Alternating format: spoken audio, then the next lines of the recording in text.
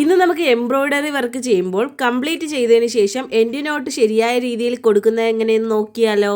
Work complete ആയതിനു ശേഷം needle ഇതുപോലെ ഒന്ന് ചെയ്തെടുക്കുക. അതിനുശേഷം അടിയിലത്തെ ത്രെഡിൽ ഒരു ലൂപ്പ് ഫോം ചെയ്ത് വരുന്നതിനിടയിലൂടെ വീണ്ടും നീഡിലിനെ തിരിച്ച് അതുപോലെ കടത്തി വിടുക.